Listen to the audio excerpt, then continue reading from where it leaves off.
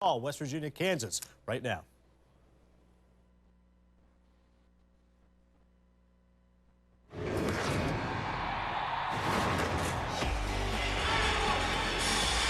Welcome to Saturday Showcase presented by 5-Hour Energy. One of the great home court advantages in all of college basketball. Allen Fieldhouse and the number 8 Kansas Jayhawks at home as they play host to West Virginia.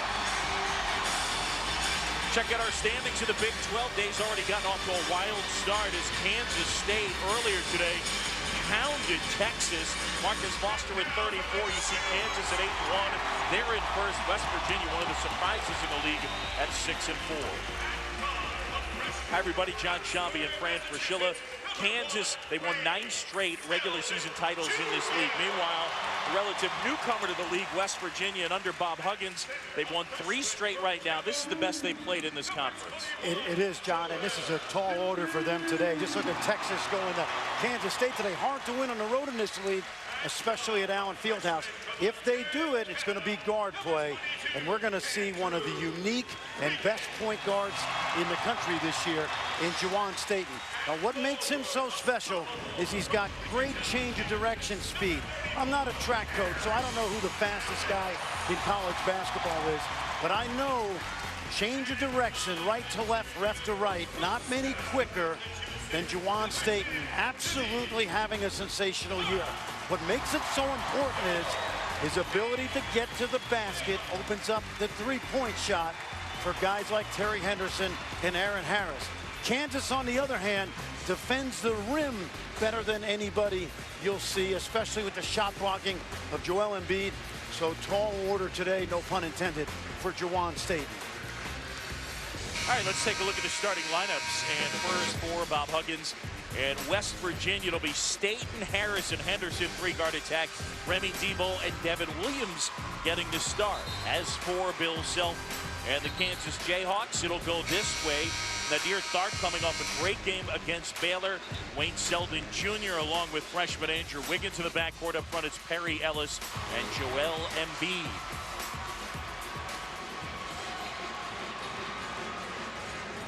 Allen Fieldhouse here in Lawrence, packed to the gills. Over 16,000 on hand. And for Kansas this year, they have suffered just 5 losses, only one of them at home, and that was to San Diego State. Well, and this is a young team that we've seen get better and better since the early part of the season. They rebounded well from the loss at Texas last Saturday with a good win at Baylor. Ready to roll here at Allen Fieldhouse. Kansas wearing those great throwback jerseys.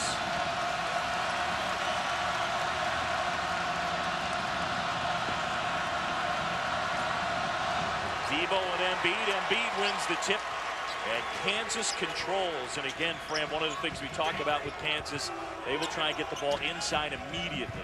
No question. That is their bread and butter, and there it is, John. Embiid fouled, will go to the line. Now, Bill Self understands that the game, especially with his type of team he's got out there, is played from the rim out with Embiid and Ellis. Foul on Devin Williams. So the freshman picks up an early one, and Embiid at the line. 66% free throw shooter. The freshman.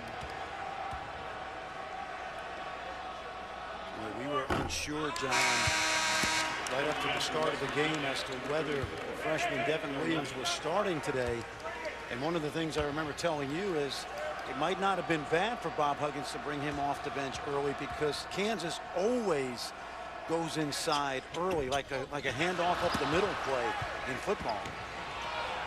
Kevin Noreen is quickly checked in for West Virginia. Is that 3 off the mark from Harris?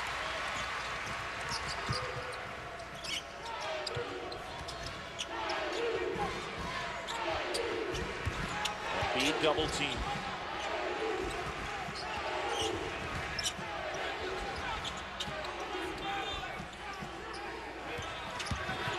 Wiggins goes baseline as they move the ball nicely. Now Tharp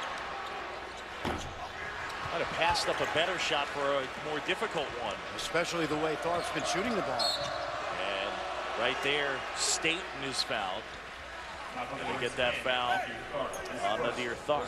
John, Jawan Staten puts so much pressure on your transition defense because he just comes at you, and you know, even though Tharp is set, he's able to go right on and right off his hip. And Tharp's a guy that cannot get in foul trouble today for Bill Self. I think you'll see multiple guys guard Staten. They throw it away. It's a turnover.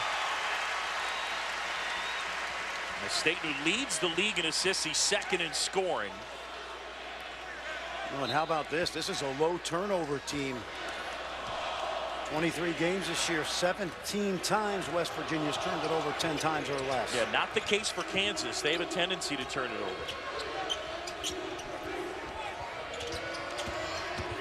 Ellis puts it on the floor, goes left hand, couldn't finish. Gets his own miss, puts it home.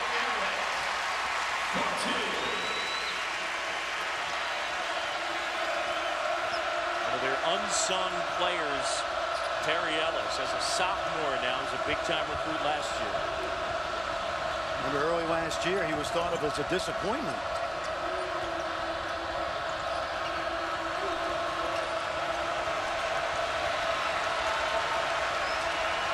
Shot clock under 10. And they get a travel.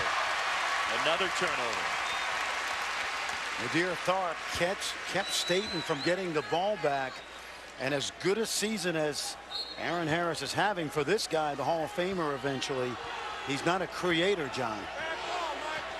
Bob Huggins just behind Mike Krzyzewski and Jim Boeheim among active coaches and victories.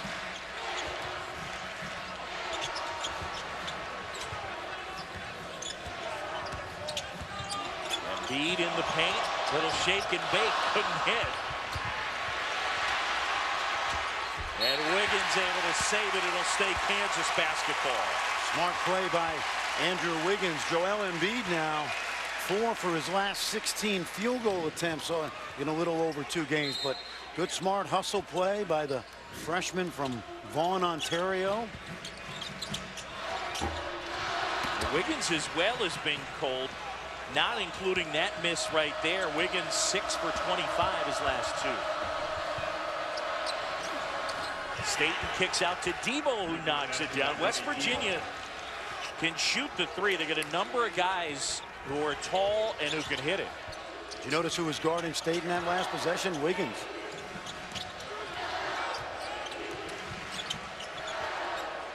Just inside the 3-point line, and he knocks it down. It's a 2. Analytical guys won't like that because that's a long 2, but Bill Self will take it.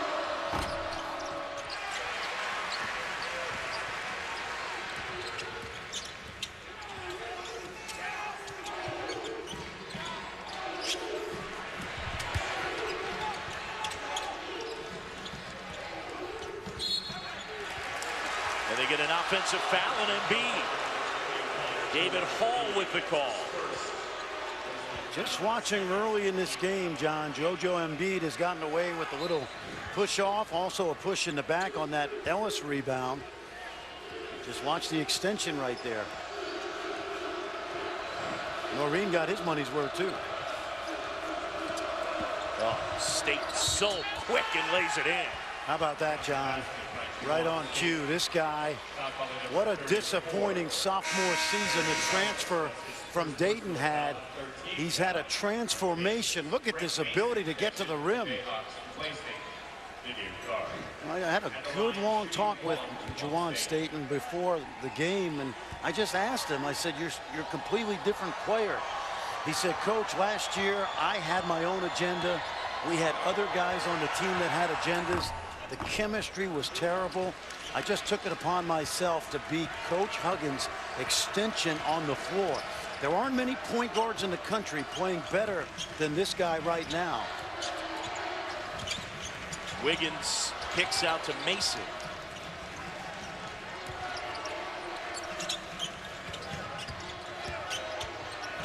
Ellis backs down on Debo and gets it to go. When you talk about Perry Ellis, the word that comes to mind is understated. You know, he plays the game simply, very fundamentally sound. Not an emotional player.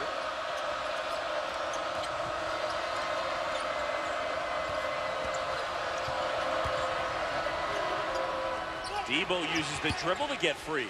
Not bad. Young man from right outside of the great city of Paris, France. Junior college player at Casper in Wyoming. Started his prep school career in West Virginia at Mountain State Academy. And a foul on West Virginia. Early on, the Mountaineers with a 2-point advantage.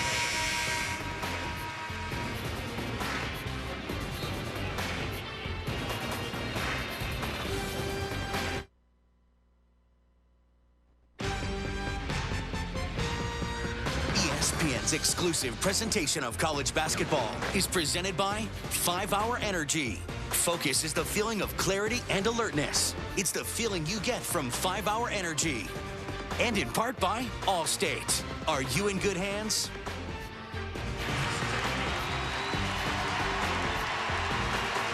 Back here in Lawrence, West Virginia up 8-6, and they were honoring the 1974 Jayhawk team. Great tradition right here. You know, coach that Creighton team, Eddie Sutton. Oral Roberts was very good back in the day. Of course, Roger Morningstar, an outstanding shooter. He had a son that turned out to be a pretty good player here in Kansas by the name of Brady. Of course, Ted Owens, tremendous coach. Almost said young guy. Great guy now living in Tulsa.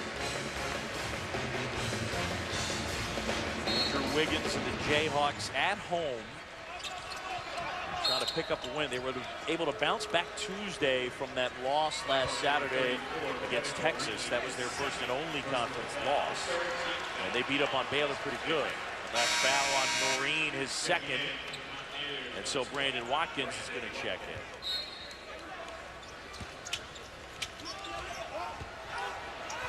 There it is. Not supposed to make it look that easy.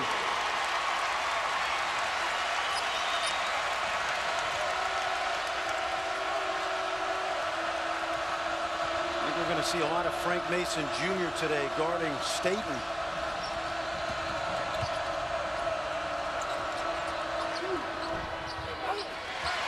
Ellis swoops in for the board.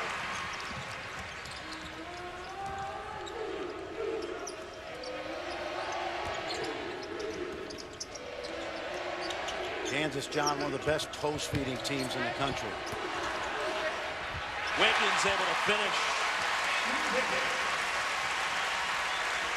He's attacking the basket better than he did early in the year. Still not finishing great, but he's starting to get used to playing through contact. Aaron Harris finds Watkins, and it'll count. He'll go to the line, the freshman from Georgia. Well, everybody in the league knows that Kansas has these lob plays, and here's the little rub screen. You see the two defenders in blue heading out to the corner. If you've got Andrew Wiggins on the floor on an inbounds play, you want to force everything in white to the corner and not let anybody loose, especially Wiggins at the rim on an inbounds play. That was like 5-on-0 in practice, the way that one worked out. That last foul on Kansas, Perry Ellis, he's picked up 2 here in the early going. Watkins just a 53% shooter from the line. Can't convert. There's one place Kansas has depth, John. It's obviously on the front line with Traylor and Black and Landon Lucas.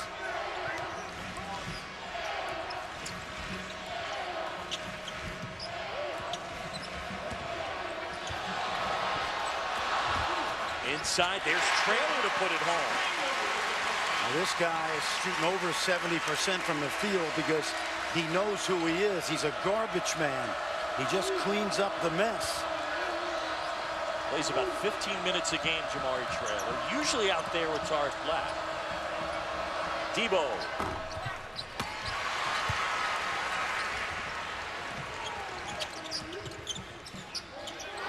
Oh, he dragged his pivot for about a foot.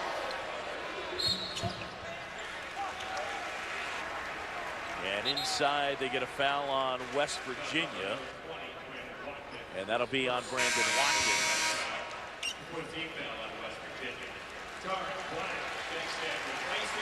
I mentioned Tarek Black Embiid will grab a seat.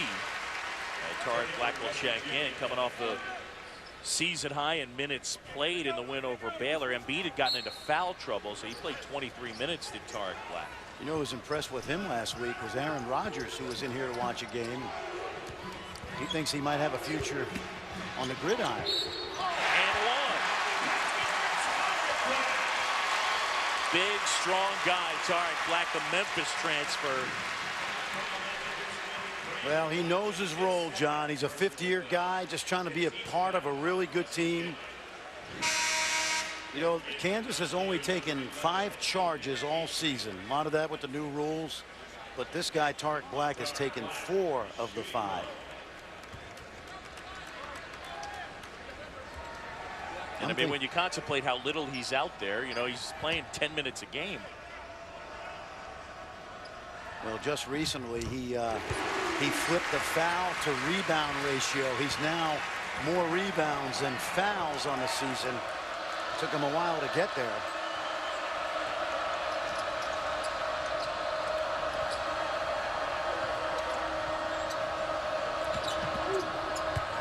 Harris feed to Williams, couple of pump fakes, had it blocked, but he's fouled.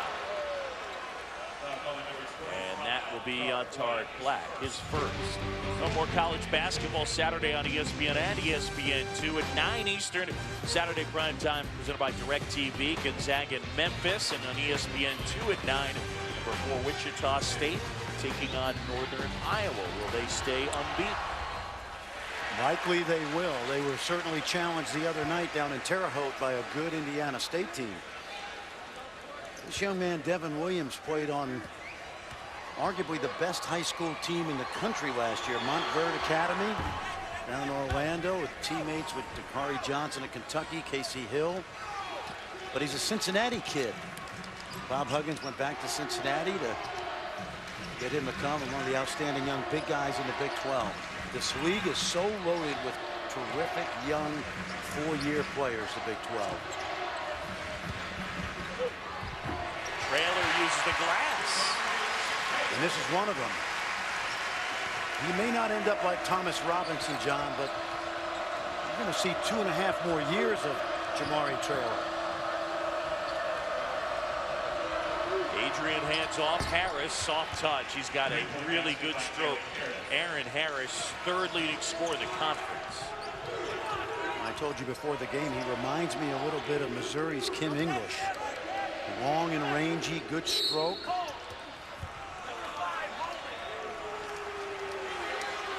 The former Tiger that at times tormented the Jayhawks. And that last foul on Devin Williams, he's picked up 2. Kevin Noreen as well with 2 fouls. Kansas puts pressure on your inside game, John. They've been running the same offense since Bill Self got here in 2003. And you watch how they seal up the lane with their big guys, and they just try to throw it over the top to the corner of the backboard. Wiggins lost his footing. But eventually it's Stark tracking it down.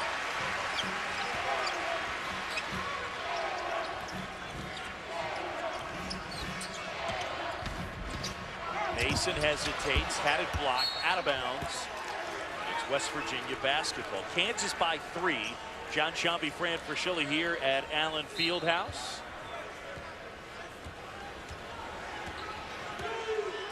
Juwan Staten's been reasonably quiet so far, John, in terms of his scoring, but done a good job of running this offense. Harris gets a good look off the feed from State. I'll tell you what, this young backcourt, you're talking about Henderson and Harris. These are 2 of those guys that people are going to get used to over the next 3 or 4 years.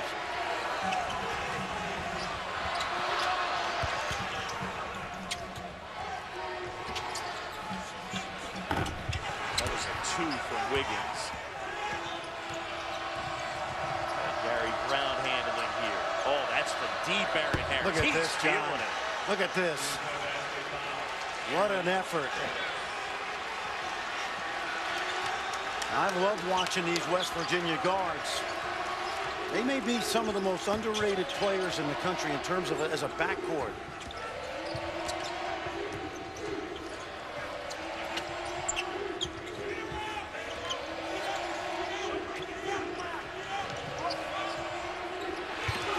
sealing off. Great feed from Traylor. We've talked about this already during the season. Those two guys like playing with each other. Similar type guys, both really underrated passers. Staten knocks it down. He's not known as a jump shooter, but that's about his range. John, you know what? Inside of the three-point line, he's actually a pretty good shooter. But you're right about the range. Javier Tharp.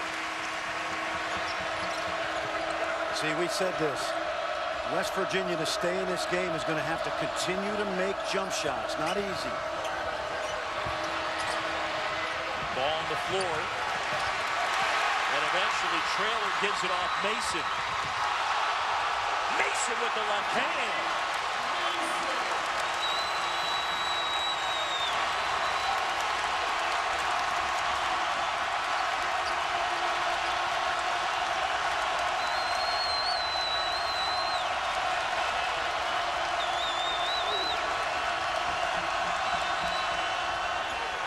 Adrian long on that shot, but Brown with a big rebound. You got a new shot clock, Brown. See, that's not necessary. The crowd cajoled him into shooting that. Pull it back out, run your offense. You got a new shot clock. You're on the road to one of the tougher places to win in.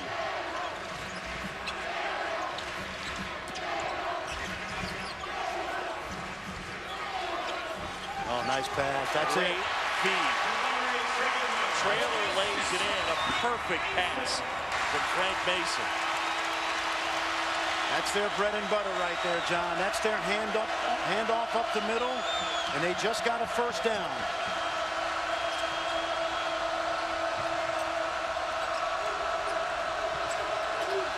See, West Virginia's speeding up right now. You cannot play that way. Out of bounds. It'll be Kansas basketball when we come back. The Bulldog, the freshman from Petersburg. Talk about the one and dones. This guy's going to be around a long time. Frank Mason Jr. with the ankle breaker.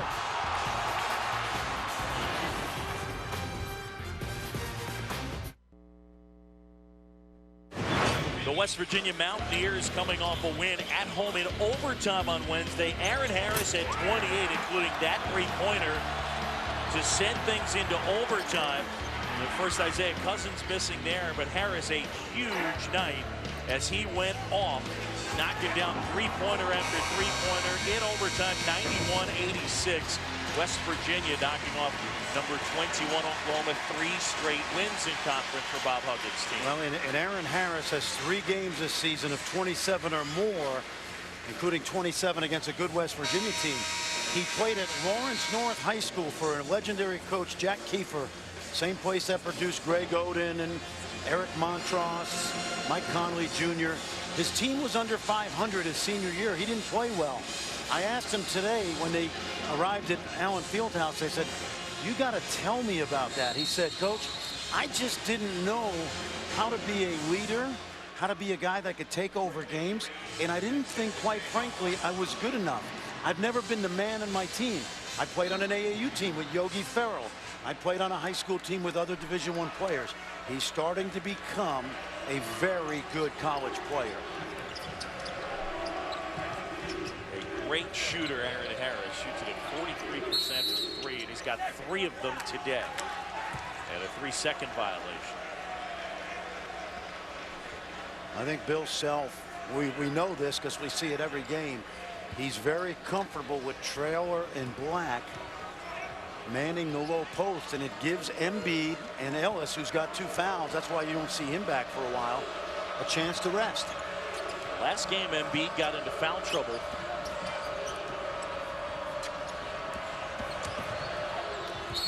Harris puts it on the floor, almost spun it home. Well, Gary Harris, John, picking up where he left off against Oklahoma. These are deep shots. Take a look. Good rhythm 3. Look at that stroke. Good follow through. Only a sophomore. You know, I know I've said this before, but Marcus Foster went off today against Texas, a freshman. You look at Jordan Woodard, Oklahoma, Buddy Hield, Cousins. Texas has got a bunch of sophomores. Right now, forget the one-and-done guys. The Big 12 has as many good freshmen and sophomores as any league in college basketball. Harris is just one of a plethora of guys. The #1 RPI league in the country, the Big 12. Embiid to a cutting Selden, who puts it in. That came out of a timeout. Good setup by Self. Oh, man, is he explosive. Jawan Staten with 2. You see the change of direction move? Not too many guys out there that can stay with him. Embiid working on Noreen and an offensive foul. That's Embiid's second.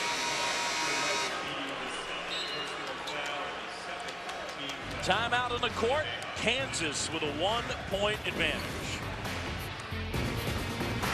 In 1922, Clifford Paul inspired State Farm agents to act like a good neighbor, while Christopher Paul had the idea to pass the ball in order to score.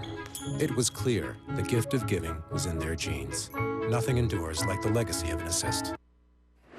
Adnan Burke and Seth Greenberg back in the college basketball studios, updating you on TCU and Iowa State. Matt Thomas, a deep 3. That's a deep 3, but Iowa State, a terrific passing team. They've assisted on 9 of their 10 field goals. Up by 11. Let's go back to John Shambi, Fran Fraschilla. All right, Adnan, thanks very much. And here, #8, Kansas up by a point. Let's go inside the play, Fran Fraschilla. Well, we've been talking about Jawan Staten's change of direction speed all night. Take a look now. He's going to go left to right by Mason. But here's the key, John. He's so good at finishing at the rim. Embiid will try to get it on this side and then on the second side. And Staten will still use the rim to protect. This guy's making 62% of his shots at the rim, and he's only about 6 feet tall. And Noreen inside, little hesitation, gets the bucket, gives West Virginia the lead. Wow, he hasn't made a basket, Noreen, since January 6th at Texas Tech. Tharp wide open. Now, Tharp coming off a game that saw him go 4 out of 6 and 22 points against Baylor. 4 3-pointers.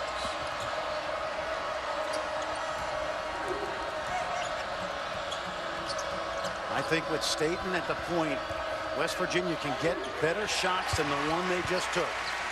They need to utilize the shot clock to get open looks from the perimeter.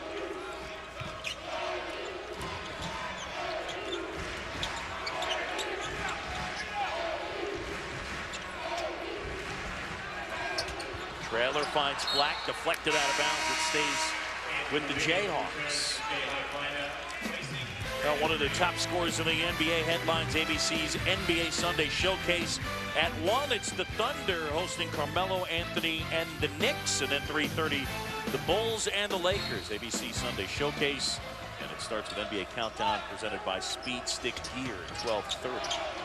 Magic snuck one out on the Thunder last night in Orlando, but Kevin Durant, 29 points, 12 assists. Get back on defense, KD. Yes, good point. Tobias Harris with that That's a dunk to foul. finish.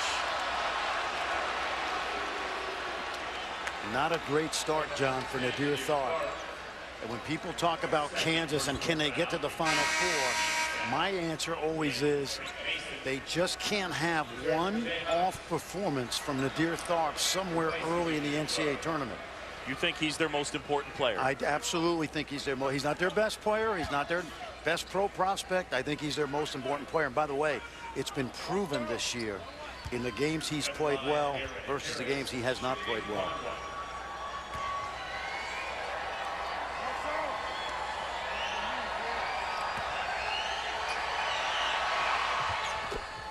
Harris gets the first. The sophomore, as Fran documented, from Indianapolis. He was their leading scorer last year as a freshman. Only the second guy in program history to pull that off. Warren Baker back 72-73. How about that? Brandon Watkins, a freshman here for Bob Huggins, his uncle. And that was a pretty good recruiting coup because Bob Huggins played with Warren Baker. Hall of Famer. in the West Virginia Hall of Fame. They get the foul on Remy Debo, his first.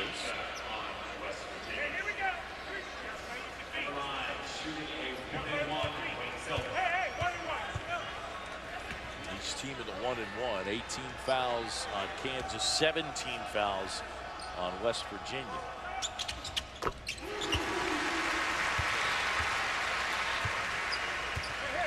Fran, for all the talk about Embiid and Wiggins, this guy's had a pretty good freshman year. He wasn't great against Baylor the other night, but well, he's been key, John. All 3 of his 20-plus games have come in conference play. In fact, the first 2 came in the first 2 conference games of the season. This Kansas team has so much balance in terms of their scoring. Now Selden guarding Staten. See, I think you got to spread the floor for Staten.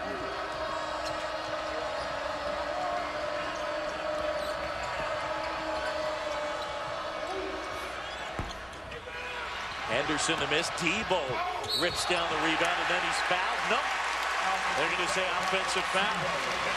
Debo picks up his second. Now that's an error of commission, which coaches don't usually mind because he's trying to make something happen, but another chance at a new shot clock. That's the European look right there. Usually they cover up their mouth with 2 hands. Quite expressive. Yes. 4 guys now with a couple of fouls in West Virginia. Debo, Williams, Watkins, Noreen. Guess what? They're all inside players, which speaks to Kansas's philosophy.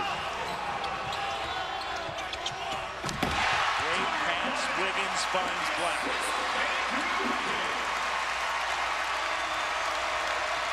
Tart Black with 7 points in this one.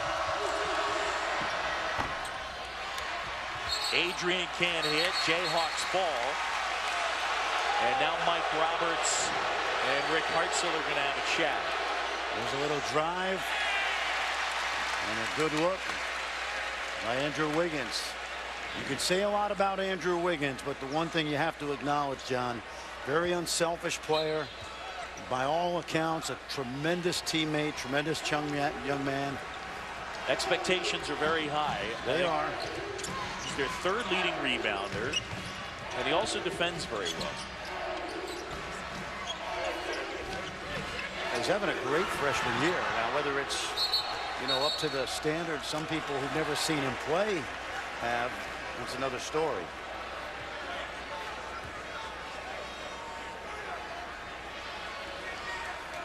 To me, listen, I don't want to get into the NBA stuff, but to me, he reminds me of DeMar DeRozan, who, by the way, will be an all-star next week. Similar body type, similar freak athleticism, skill level improving. Another turnover, Kansas basketball. How would you compare Wiggins and another guy who was just at Kansas, Ben McLemore? They're similar in that both of them they had to both learn how to be takeover guys. It's really not their personality. There's not the alpha dog mentality that sometimes you want, but he's got the whole package in terms of how good he can be someday. Harris swoops in for the board. Staten pushes it up.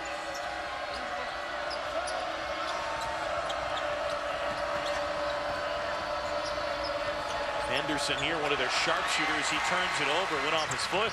Henderson has a tendency to try to do too much. Selden buries it. Kansas by 4.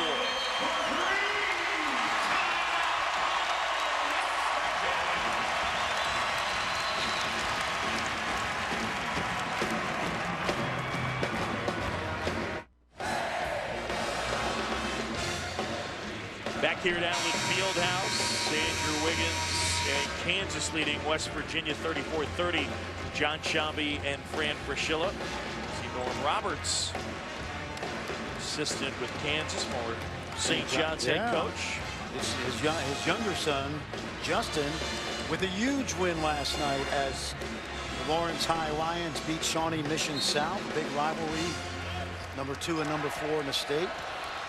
Shawnee Mission South, coached by former Wyoming Cowboy Brett McFall. Reason I know that is he tormented me for 3 years in the Mountain West.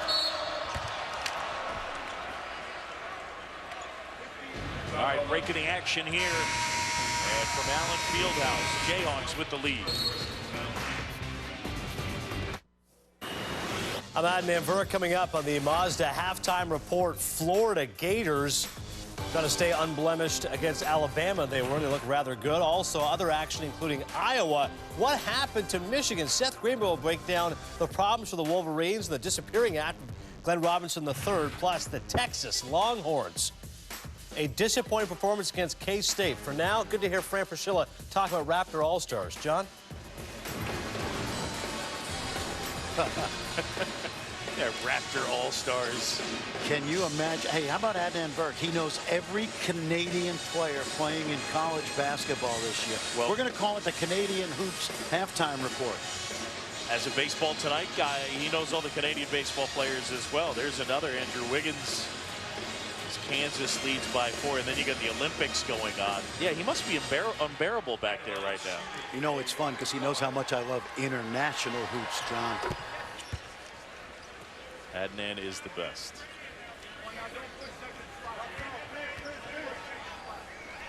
Terry Henderson, one of their very strong perimeter shooters. Well, he's been in double figures, Terry Henderson, 13 of his last 16. He just got to let the game come to him, not force shots. They'll come his way. Little 1-3-1 right now. Ball loose. Selden able to get it over to Mason.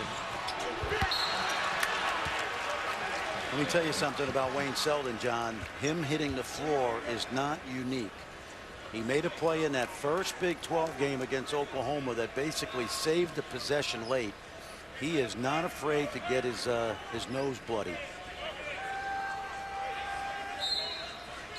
Got a little bit of that Roxbury, Mass toughness. You went to Boston College. You wouldn't know anything about that. No. Selden buries a jumper. And 10 points for Wayne Selden Jr. See, when you were hanging out in Chestnut Hill, he was rocking in Roxbury. Stepping in and knock it away. Trailers, they tried the lob. Selden back the other way. And inside they get an offensive foul. Noreen does well to take the charge. You know, Selden is interesting, Fran, because when you look at his size and then you think about position, he's pretty similar to Marcus Smart in terms of they both go in that 6'4"-ish, 230 type of range. They've Selden listed 6'5", 230. Yeah, he doesn't handle the ball like Marcus Smart does. I don't think he's to me, he's always been a small forward or power guard. The guy that's similar to Marcus Smart is DeAndre Kane. You talk about a battle the other night. Wow, what a great game, that triple overtime. Harris tried to get the call. Instead, it's a block. It'll go the other way. Wiggins rises above, friendly rim. Good soft touch. You know, I don't know about you, but Wiggins has got 10 shots so far. Again, we're seeing him be more and more aggressive at points as the season goes on. Tough shot. Kansas on a 12-2 run. Mason. Watch out for Brandon Green now. He usually likes to knock one down here every first half.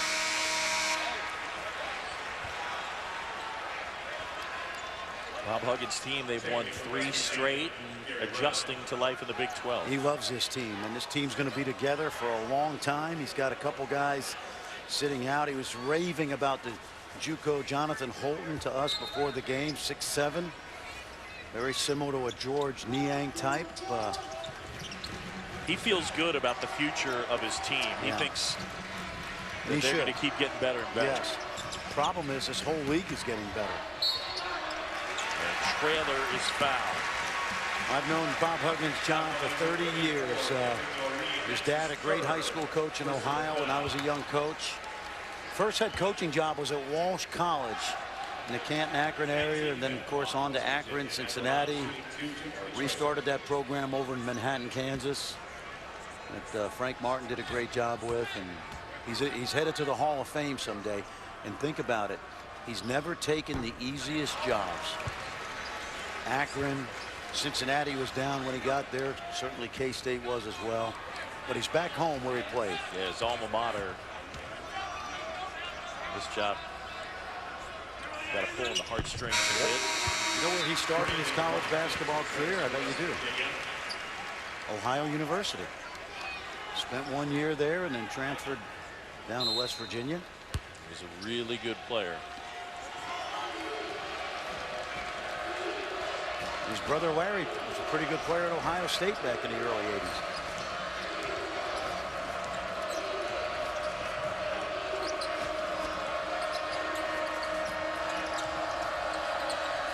Harris from way downtown. Yeah, those are heat checks now. Green throws it away as Wiggins was cutting to the rim. Green gets about 2 or 3 minutes every first half for Bill Self, and more often than not, he'll knock down the open three. Watched him in practice in October, and he was on Brandon Green time and not Bill Self time, but the coaching staff loves his offensive ability.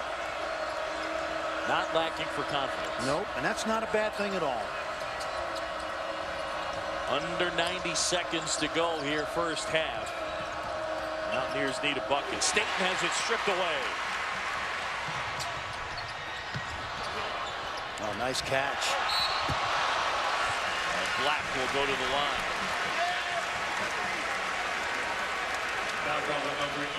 But again, that duo, Tariq Black, Jamari Traylor, playing very well. And it started with the strip of Staten by Frank Mason Jr. Both Black and Traylor with 7 points. A couple weeks ago, Frank Mason's dad was in town to watch some basketball. He's from Harlem, so we happen to know a lot of the same people. And he asked me, he said, "What do you think of my son? How's he doing? What's he got to get better at?" And I said, "Your son's playing 18 minutes a game at Kansas as a freshman. Relax." He's doing just fine. He's doing just fine.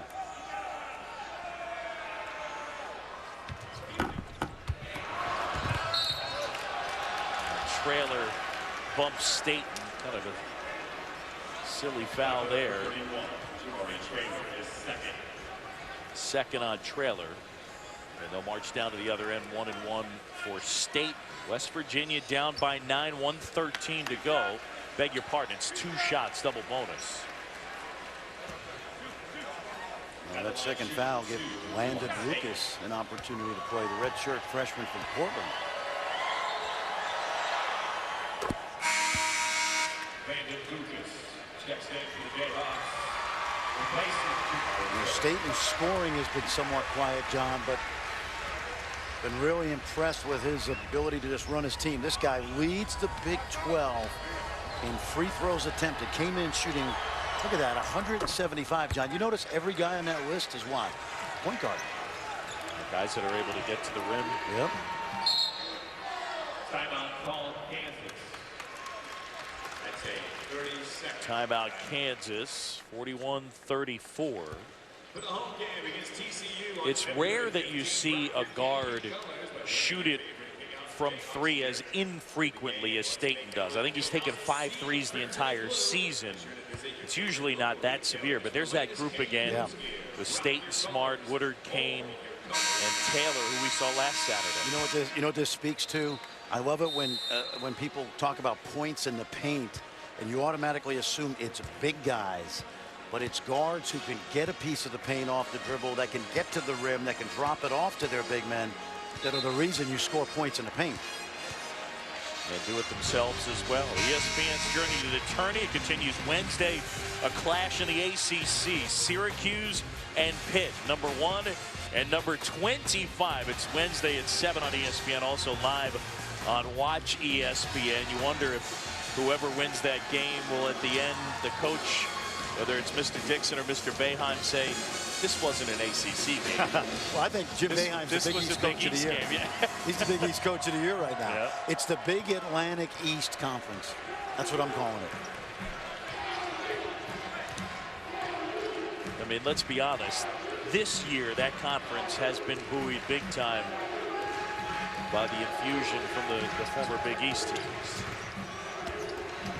Wiggins at the rim, absorbs contact, couldn't finish.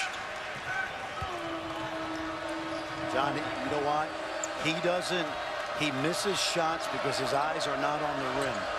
You gotta make close-in shots with your eyes.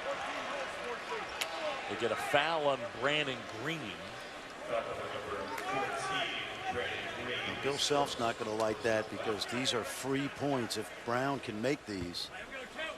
Gary Brown from Puerto Rico. He's been a good, valuable reserve for 3 seasons.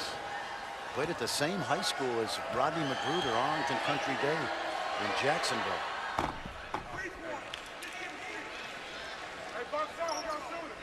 West Virginia hanging around, Fran, despite being in a pretty good shooting drought. Well, I think Bob Huggins is going to really like the way, at least a lot of the things this team has done in terms of coming into a tough place. Last field goal for the Mountaineers, the 7:36 mark, and yet here they are within 5. Kansas a hold for the last shot. We got 4 freshmen out there for Kansas right now.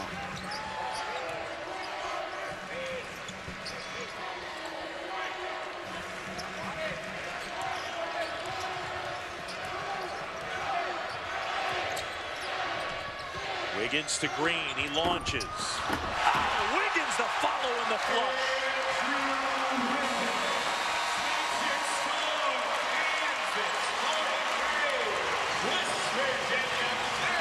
On Tuesday, he hit a buzzer beater at half court against Baylor.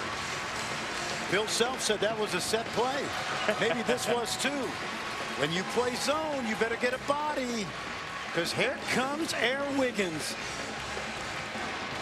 Time now to send it back to the studio. Adnan Burke and Seth Greenberg. All right, John, Fran, thank you very much. It is the Mazda halftime report. Let's kick it off with Rick Barnes and number 25 Texas taking on Kansas State. Texas won 6 in a row, 4 against top 20 teams. First half, this would be a different story for them, though. Marcus Foster, the alley-oop, K-State was up by 6. Marcus Foster does a nice job of getting behind the defense. Good recognition by Kansas State. More from Foster, Seth, as we'll see him here. Knocked down the three-pointer. K-State was up 25-9. You talk about freshman focus. Marcus Foster, one of the better freshman guards in college basketball. In the second half, the flush, he had 34 points. Andy Katz called it. K-State wins easily.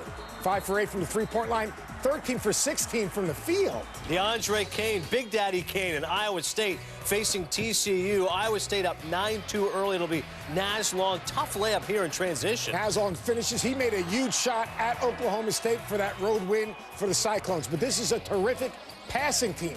They've got 11 assists on 12 field goals. Matt Thomas with a deep 3. Iowa State up by 11. Then it's DeAndre Kane finding Melvin Edgem. This is spectacular. When you're playing against the zone, you got to get someone behind the defense. Great execution for the Cyclones. Iowa State up by 12 in that one as we continue with a look at the game that we're currently watching. For Kansas right now, especially down low, what are they doing so well offensively? 30 points in the paint. They're producing these points in the paint, not just with Andrew Wiggins' dunks and Joel Embiid, but guys coming off the bench and making plays like Tyreek Black and Jamari Traylor. But here, special situations. Bill Self is as good as any coach in the country. Little inside screen underneath out of bounds. Andrew Wiggins, he is a tad bit of an elite athlete. He can throw it anywhere around the rim and he can finish. But this is Kansas basketball, the high-low offense. Watch how the spacing. Everyone is outside the three-point line.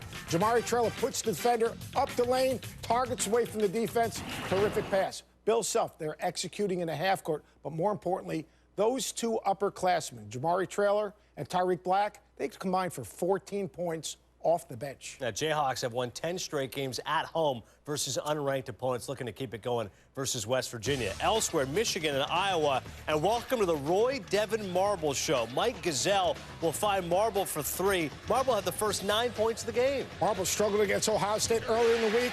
Today, he took over this basketball game. 22 points in the first half. In transition, you must find Roy Devon Marble. Yeah, 22 points he had in the first half. Iowa's up by 14 at the half. Great little curl comes behind the play, but this is where Michigan really struggled. Defensive transition. Adam Woodbury, the Indiana fans didn't think he can dunk. Quiet down, Indiana fans. He finishes. Right now, this is an Iowa basketball team. They needed this win for people to take them seriously. They lost the opportunity to Michigan State. They lost to Ohio State. They defend home court tonight. They had struggled against ranked teams this season, winning just once in 5 tries against the top 25, but turning it around with a torrid shooting day beyond the arc and winning the turnover battle rather comfortably. Still to come here on the Mazda halftime report. Florida Gators, the first game of our quadruple header today on ESPN. How they look great against Alabama. That's next.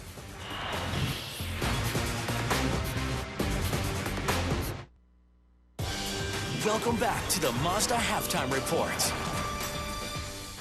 Adnan Burke and Seth Greenberg as we continue taking a look at the game that took place at noon Eastern on ESPN. Bama and Florida and Trevor Relaford, 16 points in the first half, Coach. This was a tale of 3 halves. Florida opens up 12-2. All of a sudden, Travis Relaford, he takes over the game. Alabama goes zoned, and Florida struggled against that zone. But once they started to figure out that zone, they got out in transition, and the game was over. You saw Scotty Wilbekin there finding Casey Prather, then Bama full court press. What a look by Dorian Finney-Smith to Chris Walker. Dorian Finney-Smith, a 6', 8" point forward, drops the dime. Wilbekin then breaking the press. He'll find Prather again. Gators win it, 78-69. Great job, Florida, attacking the press to score. And taking a look at their schedule going forward, you'll see plenty of them on ESPN. Tennessee, Kentucky, that's Tuesday and Saturday, and February 25th at Vanderbilt. Huge week for Florida. 2 road games. Tennessee, a must-win game for Tennessee if they're going to be taken seriously as an NCAA tournament team. Kentucky Wildcats always taken seriously with John Calipari as the coach. Facing Mississippi State, Aaron Harrison the steal, Julius Randle the flush. Aaron Harrison jamming the outlet, Julius Randle the recipient of a nice drop-off pass. Later in the second, Jared Polson driving. It's Randle again, 8 of 13, 16 points. The benefit of dribble penetration. You get in the lane, you force a second defender, high percentage shot. Willie Cauley-Stein fed in the paint, the rim rocker. Willie Cauley-Stein doing a nice job of finding an open spot in that zone, getting behind the defense. Jamie Dixon and his Pitt Panthers, 5 minutes in, he looks furious right now. He's a little stressed out. It's February. Hosting the Virginia Tech Hokies, a little over 30 seconds left in regulation. Cameron Wright, James Robinson, and 1. 4-point lead. You cannot foul the 3-point jump shooter. Jarrell Eddy, huge mistake. Still tied. Vatek possession. Eddy coughs it up, and it's Pitt ball. So we're going to overtime. Great help by the Pitt defense, shrinking the court, digging that ball out. Think about overtime. This game goes 2 overtimes. Only 1 field goal was made, and it was by the Panthers. Yeah, Devin Wilson trying to hit the game-winning jumper. Blocked by Lamar Patterson. Tied at 52. Cameron Wright to Patterson. Pitt wins it 62-57. Patterson finds an open area in the zone. That was his only field goal of the game. He was a 17-point-a-game scorer.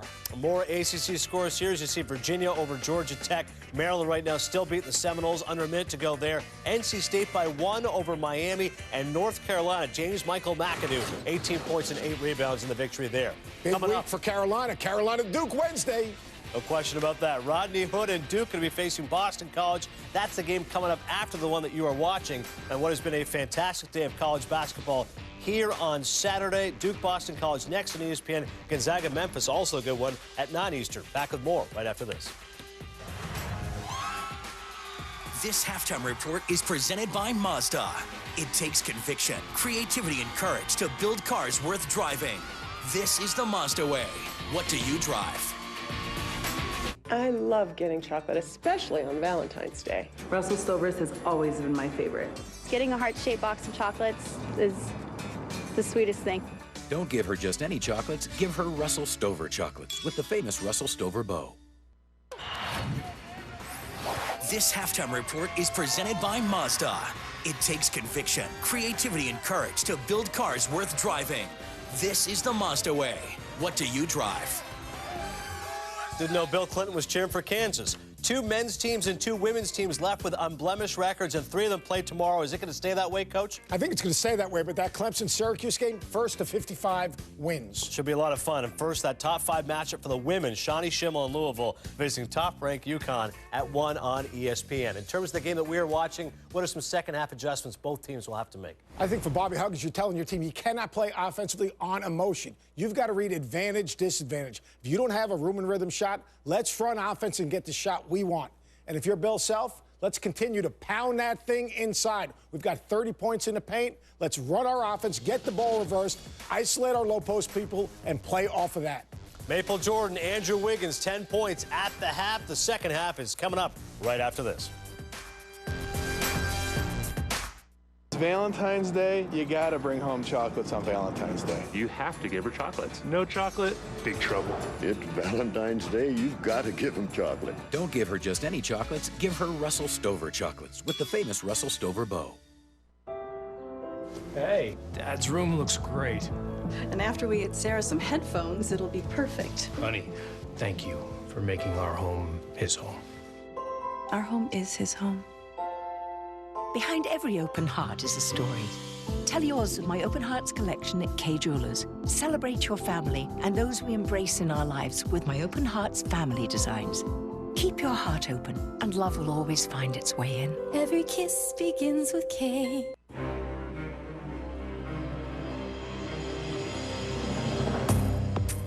Mere words can't express the power on the court. You just know it's there.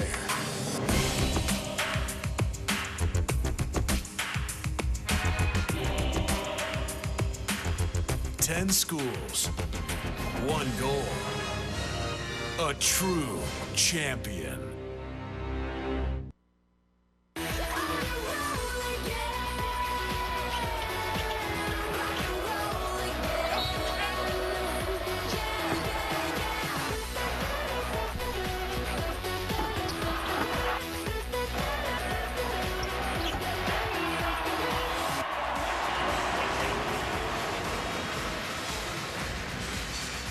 Welcome back to Saturday Showcase, presented by 5 Hour Energy. And here at Allen Fieldhouse, we get ready for second half action. Number 8 Kansas up by 7 on West Virginia. Hey folks, John Shambi and Fran Fraschilla.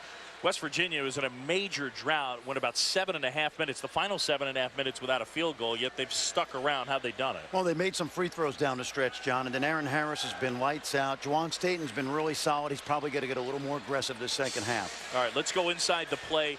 Kansas, meanwhile, no surprise, doing damage in the paint. No, 62% inside the arc, and this is the 2 game. Take a look now. Watch how they seal up the lane. This pass is aimed at the corner of the backboard. And you'll see if you work the defender up the lane, makes for a very easy opportunity for Jamari Traylor to score. A reason why he's shooting over 70% from the air. And take a look, John, at what Kansas is doing in the painted area. Yeah, 13 for 15 inside the painted area. Or as our good buddy Yubi would say, the painted area. Okay, come on. You know, Kansas is going to try more of the same. West Virginia trying to get it inbounds to start. And Staten tracks it down. Mountaineers basketball. They try and get it going on the offensive end. Sharp's got 2 fouls. That rainbow from Staten wouldn't go, and Embiid pulls down the board. Quiet first half for Joel Embiid. He battled foul trouble. And West Virginia with a boatload of guys with 2 fouls as well, including Devin Williams, who just secured that rebound.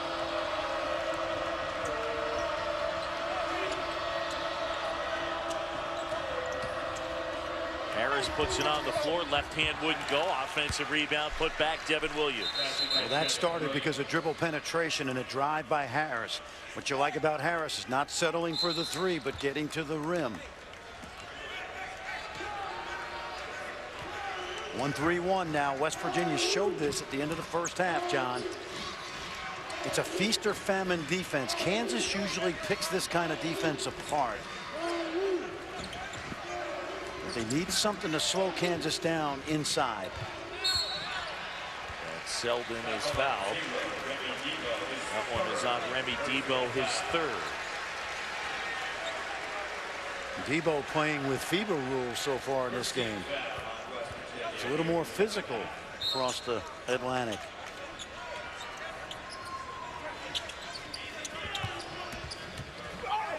Wiggins gets fouled. No, they say offensive foul. Well, that's an interesting call in this regard. There was a foul up top on the shot, and Wiggins ran the defender over. The question is, what happened first? There's the drive. I think that foul up top occurred first, but you at least like Andrew Wiggins trying to attack and be aggressive in this game, John. He hasn't shied away from contact today. And that's why now you got Selden on Staten.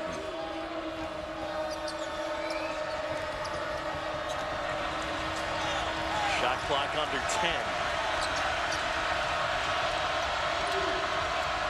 Travel. Harris is trying to do too much, John, and here's why. They're doing a good job with Selden of taking away Staten and his ability to have the ball in his hands, but Harris is just not a break you down player. He plays better off of Staten's penetration. Embiid inside, lost the handle, finally puts it in. Joel Embiid with his first field goal of the game. It's a big stretch for West Virginia, first 4 minutes. They've played very well. They don't want to get knocked out here.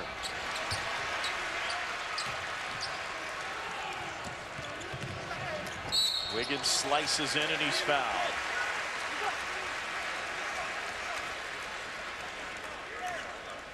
They're going to get that foul on State. It's number 1 on State. So Wiggins at the line. You certainly can't complain about his effort today. Andrew Wiggins been very aggressive attacking the rim.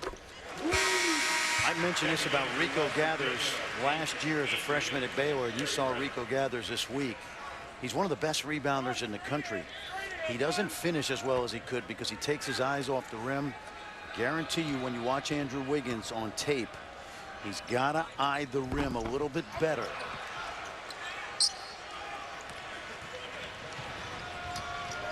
Look at that speed. Look at that speed. My goodness, Staten and 1. Just knifing through the defense, and he'll go to the line. He had a very quiet 9. Watch the speed right to the rim, not afraid of challenging Embiid. I mentioned, John, he had a quiet 9 points in the first half. He did not miss a shot, 3 for 3. He's going to have to get a little bit more aggressive. Foul on Wayne Selden Jr., his third. I told you earlier, I don't know who the first team all Big 12 team will be at this point, mid-February. He will be on it. That's a lock. And where is he in Player of the Year mix? Well, I think unless they have a great run and continue to win these games they're winning, I think he needs to settle for first team all conference, but he's obviously one of the best players in the league right now.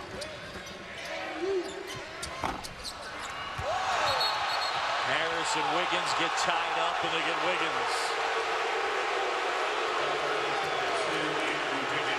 That was just an unfortunate play, John, because Harris went to the body. Take a look, and in backing up, Wiggins just got caught high, and it looked like he pulled him down. So you take a look, it's a block out, and I'm not sure Wiggins really did much there, but it was enough for Mike Roberts to call that. He almost had to call that, but it started with a very good block out by Harris.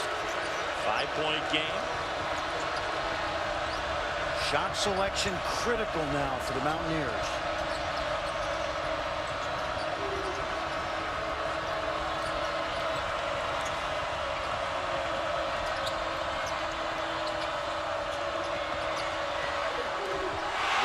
Rejected by Embiid.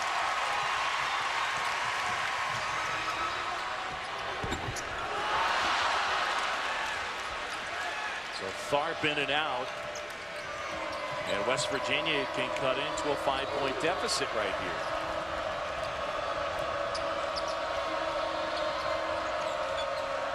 West Virginia running 5-man motion now, something Bob Huggins has run most of his career. Open post. Adrian, good shooter. The native of Morgantown, West Virginia, gets them to within 2. You notice Williams and Adrian were on the three-point line. It spread the floor. Mountaineers on the road playing well.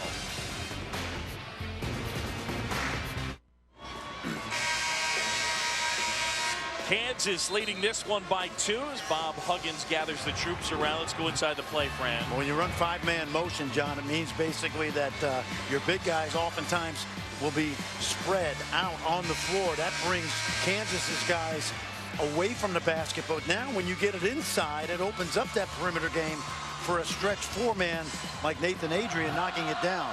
A staple of Bob Huggins basketball, 5-man motion. He's got shooters, Henderson, as well as Nathan Adrian, and obviously Aaron Harris, very good shooter, and then Debo, a big guy who can step out. They're going to stay in that 1-3-1 again. Mason picked up his dribble, needs help, finally finds Traylor. Remember when John Beilein was at West Virginia and they played a lot of 1-3-1? There's a nice drive. Wiggins contested and then fouled by Adrian. Well, when Bob Huggins came to West Virginia, he wanted to continue to use that defense with some of Beilein's guys, and Joe Mazzulla.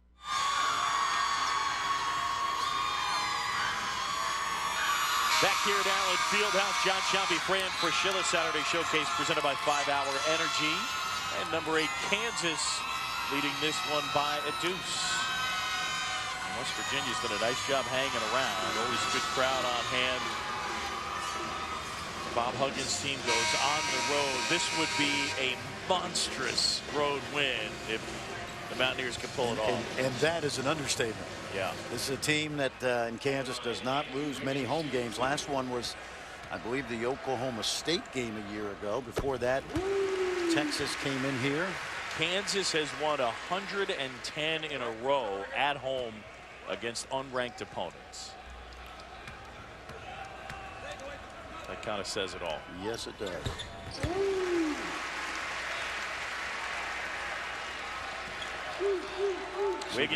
Wiggins gets them both, and it's a 4-point game. Mason Tharp lineup now, the 2 point guards. Oh, Embiid stepped in, and they got him for the foul. No argument from Embiid. Pretty good piece of officiating by David Hall. Embiid with 3. It's kind of interesting, John. Joel Embiid has been very, very unassuming the last 3 ball games. Now just 5 of 17, I think, from the field, and not really having a much impact on the ball game.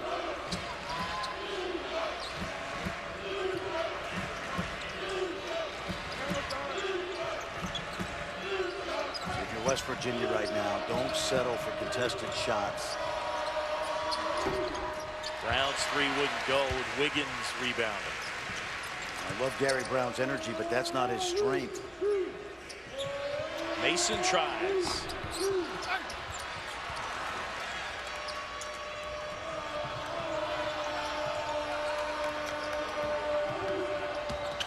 Oh, nice pass. State did such a good job just probing the defense, got into the paint a little bit, and then found Watkins. Well, he's not putting up prolific numbers, but boy, he's running this team like Russell Wilson today. West Virginia staying in that 1-3-1 zone.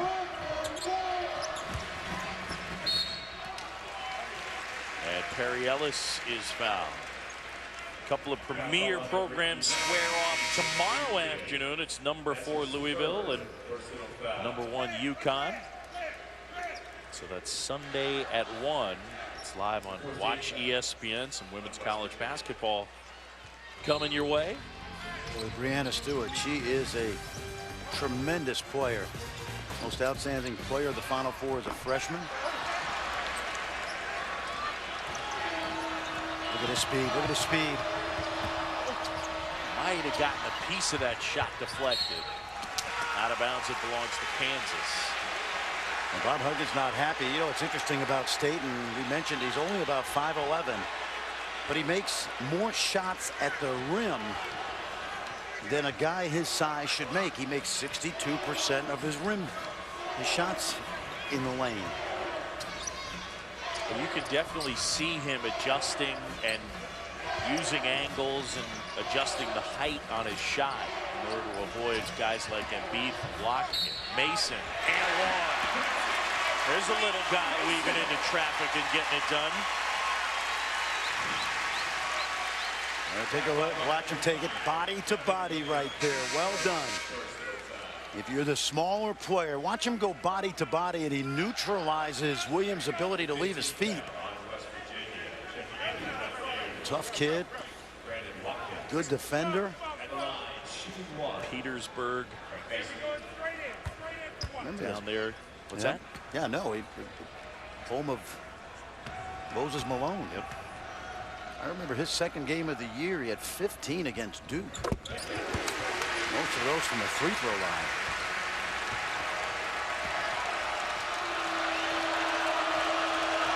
So Kansas, the lead is 5. Williams picked up that last foul. He's got 3 along with 3 other Mountaineers.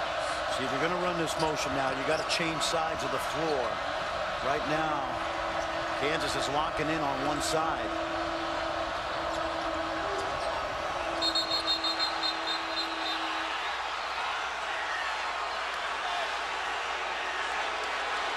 Sure, Aaron Harris may have rolled the ankle a little bit. Yep. That's a good piece of officiating right there by Rick Hartzell. Watch, he just steps the wrong way. You see his ankle? And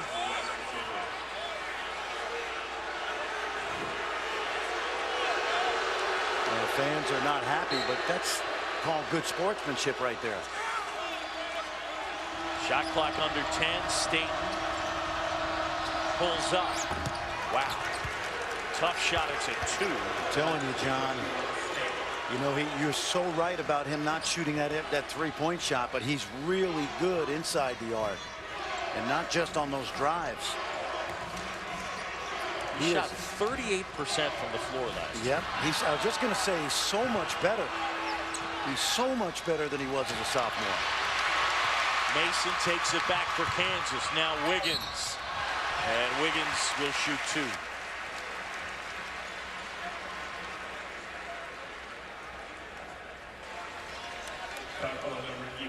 Andrew Wiggins with 13 in this game. And they get the foul on Adrian. That was number 4 on Adrian. John, I want you to watch Andrew Wiggins on this drive when we show the replay. Watch how his eyes are not on the rim. And I'm not nitpicking because he's doing so many things. But he's going to drive. He's going to draw contact.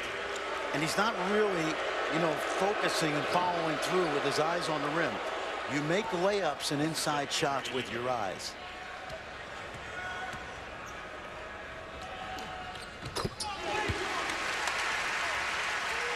Now, when there's contact, though, and defenders in the mix, sometimes you know what that's it's not going to happen, right? right? What that's called? Focus. And again, he's a young player with a lot of positive attributes. Aaron Harris back on the court after rolling that ankle. Kicks to Debo. I believe it's Brandon Watkins. Indeed it is. He picks up a foul. That's his 3rd.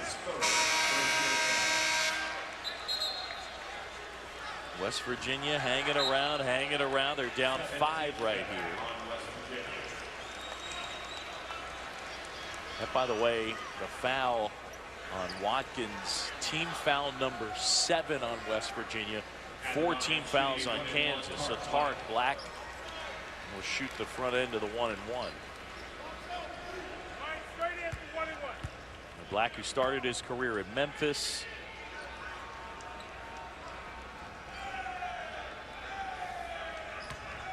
He's played the last 2, missed the 2 games prior with a bad ankle. He had somewhat pedestrian numbers at Memphis, but because of his size and experience, he was reasonably highly recruited in the early part of the summer and chose to come here to Kansas, where he's filled a nice role off the bench.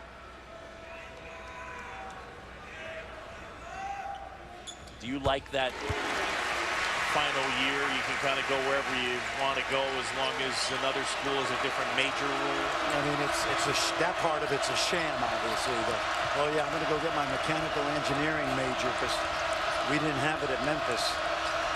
But I like the idea of you know, rewarding a student athlete who gets his degree. Look at that move. How about that? Kind of quick. Remember, he started his career at Dayton for Brian Gregory. He was a top 100 player. From Dayton. Yeah. Had a good freshman year. All rookie team in the Atlantic 10. Wiggins a three. Tharp tracks it down. He'll try one.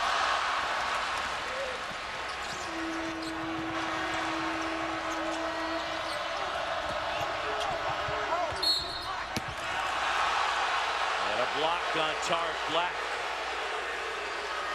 Well, John, we talked about Jawan Staten all game long. Take a look at this move to the rim. What shot blockers? Where'd you go?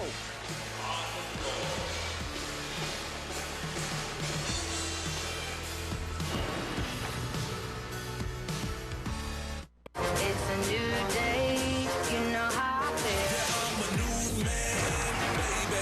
Yo, other man probably should follow my blueprint, baby. Strap on your seat and get ready to go. Anthony from three. Oh, it goes in at the buzzer. Durant to drive the spin. Fires, connects. It's a new day, you know how I feel. Knicks Thunder at 1 Eastern. Bulls Lakers at 3:30. Tomorrow on ABC. Adnan Burke, Seth Greenberg in our college basketball studios, updating you on TCU and Iowa State here in transition off the miss. It'll be DeAndre Kay setting up Melvin Edgem to the rack. Melvin Edgem showing his versatility. 33 points, 2 threes, and 15 boards. Only missed 3 field goals, and also Missouri and Ole Miss. Marshall Henderson here forcing their turnover. Look at that dish. Marshall Henderson, 3 assists, but he's got 5 3-point baskets. Back to John and Fred. All right, fellas, thanks. Kansas by 5. You get a chance to see Iowa State on Monday, that marathon game. Yep. Melvin Edgem. Adnan Burke's going to be happy about his performance today. He's probably slapping Seth high five, another Canadian who will also be on the Big 12 first team. I think Iowa State actually will have 2 guys. Kane? Yeah, you know, the hardest part for Kansas is you could put 4 guys on the first team all conference, really. And who do you leave off? But I know Edgem's going to be on there. Embiid inside, he's fouled. And listen, if you're Bill Self, you'd rather have a team that's ranked in the top 5 or 6 or 8, whatever they are, not worry about first team all conference and have a juggernaut of a team, right, which he has.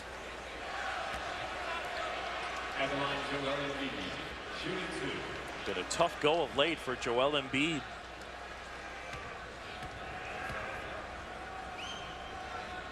Yeah, Fran, one of the places you start, and I'll concede I'm just saying this anecdotally, but Embiid doesn't seem the last 3 games to have gotten the paint touches we're used to seeing him get. And so the numbers down. He's definitely gotten into foul trouble as well.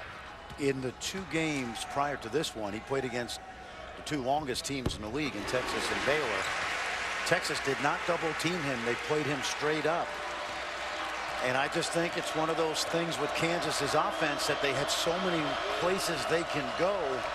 They don't have to rely on any one guy to be really effective. Williams way off the mark.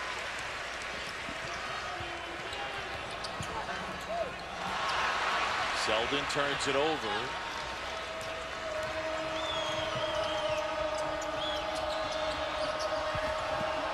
Williams inside. That's good, D. Williams again. And Williams goes down hard to the floor. Good patience by the freshman Devin Williams. First of all, watch Embiid. He just stays down until Williams leaves his feet. That's textbook. And then you like the aggressiveness of the freshman from Cincinnati. Great block at the top right there. One thing about Joel Embiid, John, he's going to be inconsistent game to game, but he has such a great feel for the game at this stage of his career. I'm not sure what he should do, whether he should stay or come out. Well, we told our Jeff Goodman when we did the game Tuesday at Baylor that he was thinking more about the fact that he probably wasn't ready and that he'd stay in school. Well, he's got to say that in early February. You know what I mean? He just can't. You know the national news he would make if he said, oh, yeah, I'm coming out after the. But I looked at the box scores from last night's NBA games. Name me 3 or 4 rookies who are doing anything that were drafted in the first round. So there are pros and cons, obviously, when you're talking about financial security vis-a-vis how much you'll improve with another year.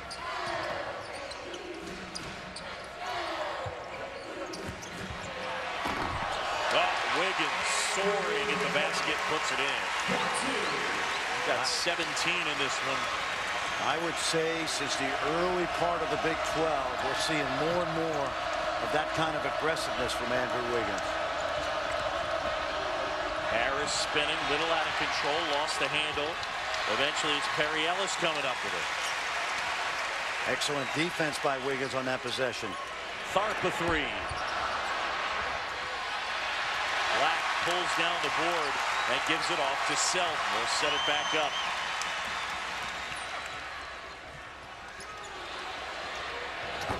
Selden a 3.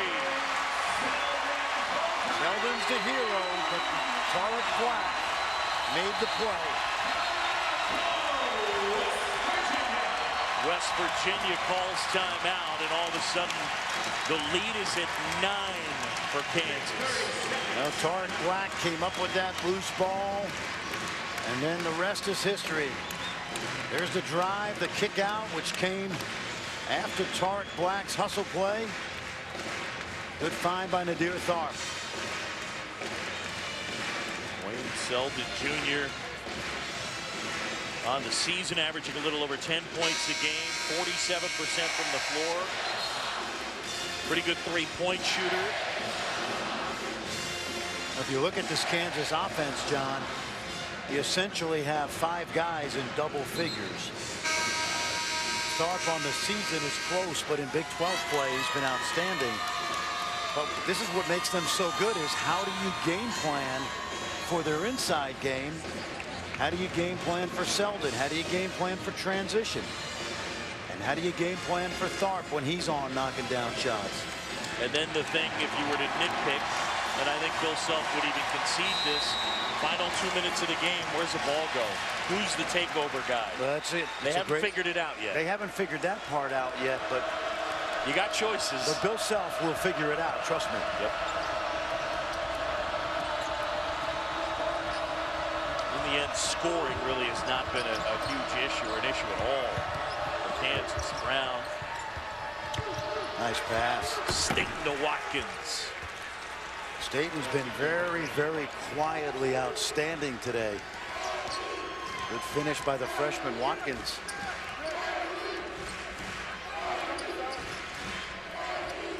Remember, this entire West Virginia team's coming back. Ellis goes left hand. It's another guy we haven't talked about all game because of his foul trouble.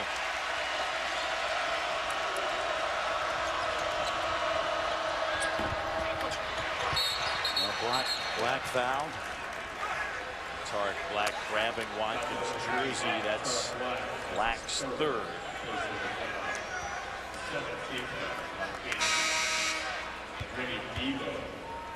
Probably fairly easy recruitment of Brandon Watkins.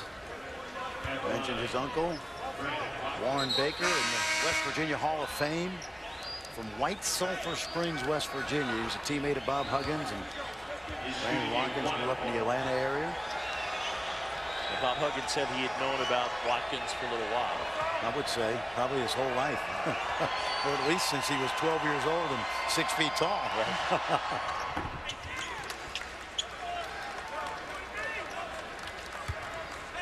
But you look at Watkins, you look at Adrian, some of these guards.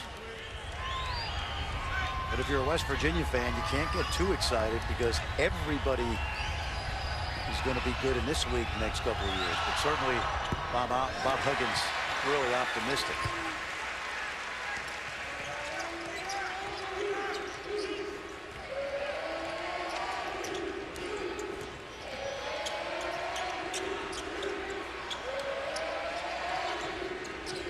Cross screen inside, John, but they can't get to it because good defense. Yep, no self-call timeout there. So timeout, Kansas, 8-point game.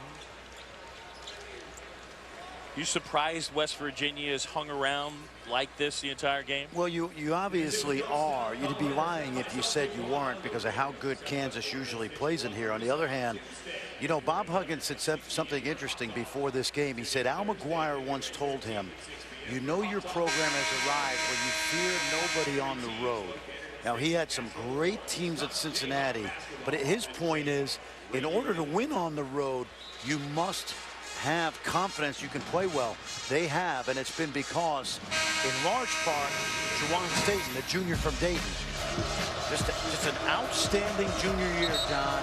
His decision-making is excellent. He's scoring. He's making mid-range jumpers. He's dropping dimes. Really solid performance by Juwan Staten. Remember, Aaron Harris, who had 13 in the first half, has not scored in a long time. Harris scored at the 11:33 mark of the first half. That was his last made field goal. They need a free throw at 6:16 in the first half. Hasn't scored since, so they got to get him back involved. And Aaron Harris is their second leading scorer.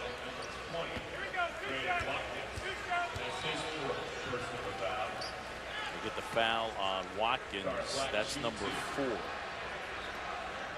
This guy's had a good game today. He's a blacksmith. He's a hard-working guy that knows his role. Remember, he started the early part of the season. Embiid came off the bench. The problem with Tariq Black is he just couldn't stay out of foul trouble. It was hard for him to stay on the court. Mm-hmm.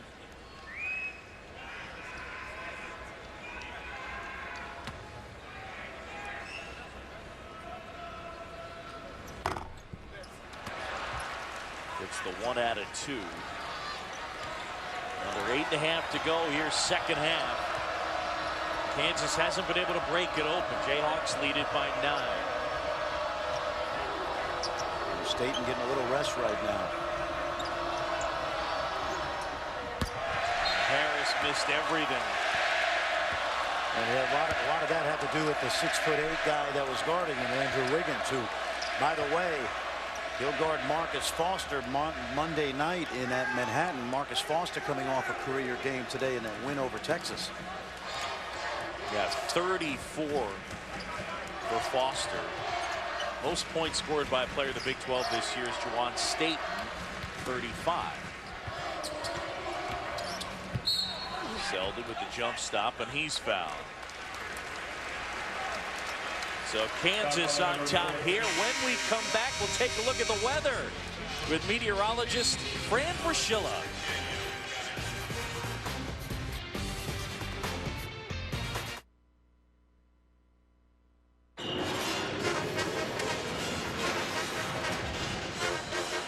Welcome back. Saturday Showcase presented by 5 Hour Energy. John Shambi and our weatherman, Fran Fraschilla. All right, Big 12 Conference, RPI #1 in the country. So what's the forecast, Mr. Weatherman? Well, you know, we're in a part of the country where it changes every 10 minutes, so why would it be any different with my forecast? Kansas and Iowa State right now, sunny. I think Oklahoma, Kansas State, Texas rolling along fairly well.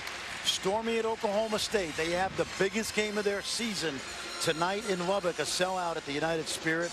Big game for Oklahoma State. Certainly they need to get back on track, get into the sunny column, and Baylor scratching and clawing, trying to get back into this. West Virginia also, I would say right now it's partly sunny for the Mountaineers, but there's certainly there's a low pressure system coming through Morgantown, which I think is good.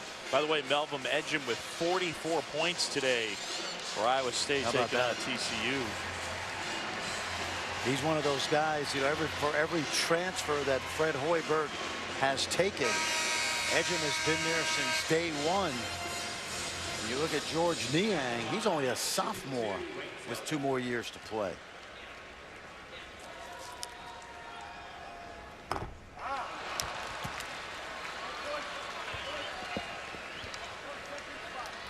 Kansas dominating in the paint. A 38-16 advantage on points in the paint. West Virginia's been able to get to the line, knock down their free throws. Selden gets that one. 10-point game, largest lead for Kansas.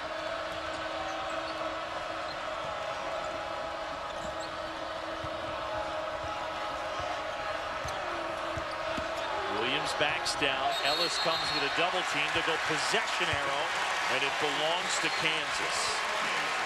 They ran the post-up play for the freshman Watkins, but trying to get through Tariq Black, not an easy proposition. Perry Ellis came over and double-teamed him, tied it up. Staying in that 1-3-1, John. Not good. Great look, Selden to Ellis. Well, you talked about a risk-reward type of defense that it is, and right there, the risk ended up hurting an easy bucket for the Jayhawks. The weak side wing has got to rotate down. When I saw him way out on the floor, take a look right now.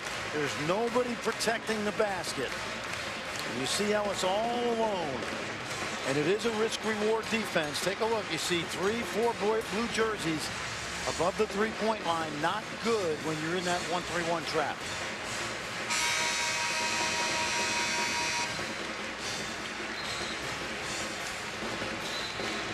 Bob Huggins, West Virginia Mountaineers have won 3 straight, coming off the win in overtime against Oklahoma. A very good win. But here on the road with their work cut out for them with 7:17 to go. And you know, if someone's asking, well, why aren't they mostly sunny in my February forecast? Well, the next 8 games, 6 are against ranked teams.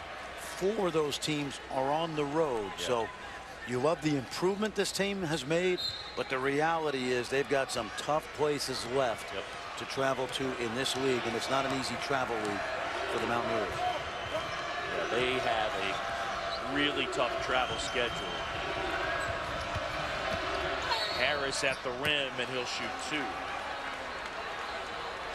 I mean, that's something that was a problem the first year, and I don't know that it's really been alleviated entirely for Bob Huggins' team. West Virginia traveling in this league, it's pretty grueling. Last year there were 9 separate road trips. This year I think there have been 7.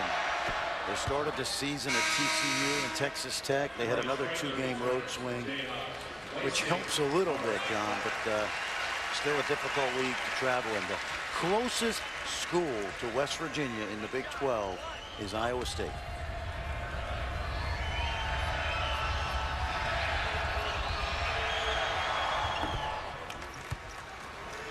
Harris able to get both of those.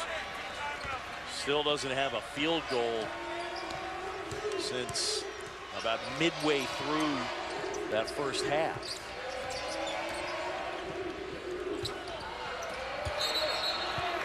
And a travel on trailer. By the way, you like Marcus Foster from Kansas State? Yeah, 34 today, a lot. Guess who's guarding him Monday night? Andrew Wiggins. Yeah. Guess who guarded him in the first game in here? Andrew Wiggins. Did a good job on him. He sure did. Yeah. Doing a great job right now on Harris. Brown fires and knocks it down. Larry Brown's 13th 3 of the season.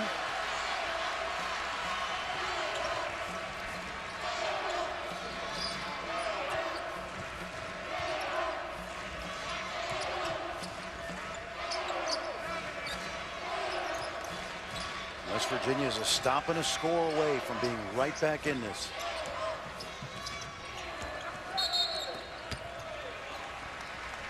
They get the foul on Devin Williams.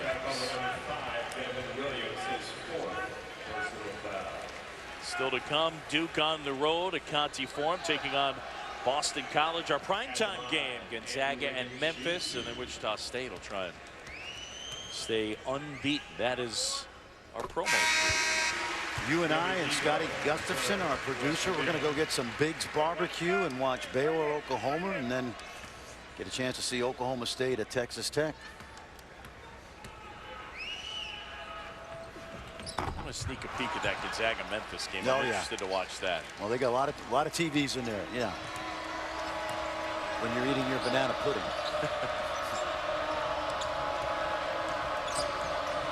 Under 6 to go here at Allen Fieldhouse. Well, I'd like this for West Virginia if they can score right here. 3 would be great too. How about that move? Goodness. You can't stop him one-on-one, John. He's got as good a change of speed as there is in the country. I don't know who the fastest end-to-end guy in the country is. I've not been consulted by the Track and Field Association. He's got great change of direction speed.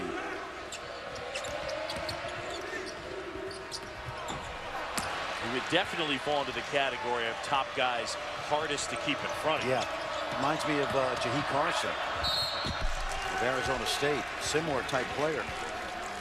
Harris will shoot 2, so an opportunity to get points with the clock stopped for the Mountaineers. 6-point game, 5:15 to go. 19 fouls on Kansas, 10 on West Virginia, so they'll shoot 2 every foul the rest of the way. Well, I hate to say it this way, but remember how mediocre Juwan Staten was last year? And you know what? I'm talking to Bob Huggins today. He just said, well, and actually talking to Juwan, the coach, I was listening to too many people last year, and I felt the weight of the world on me because everybody in the state of West Virginia thought I was going to be Chris Paul, the savior. Now I just worry about my teammates and my coaches. He's pretty electric. 18 points today for State. And helping to keep things close.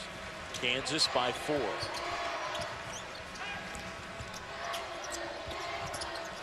Wiggins is fouled.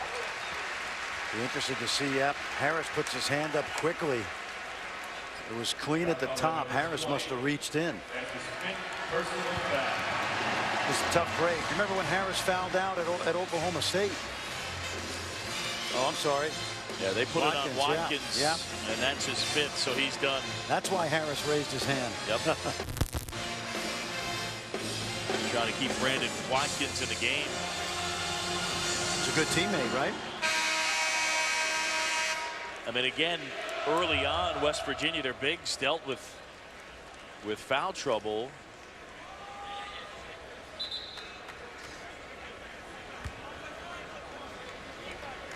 It's part of the reason you've seen West Virginia play so much zone in the second half.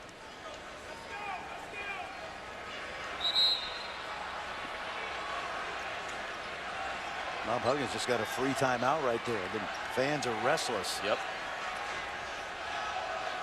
It's good coaching. Got to take advantage of it. You get 30 seconds to sub in for a player that's fouled out. Bob Huggins got his money's worth.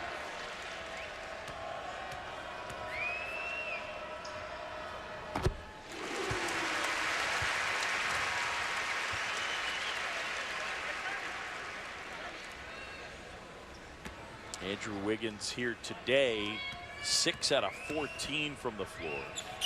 With Fran, he's definitely been more aggressive about trying to get the ball at the basket. Embiid rebound and he's fouled. And the big guy will shoot 2. It's one of the most underrated, unappreciated defensive assignments right now, and that is blocking out on a missed free throw. If you look in the lane, 2 guys squeeze on the white jersey.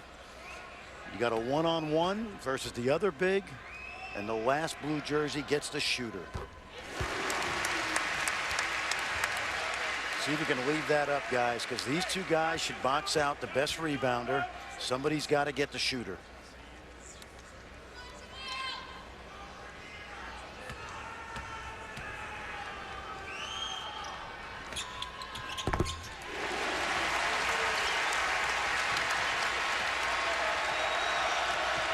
Wiggins knocks it down to make it a 7-point game.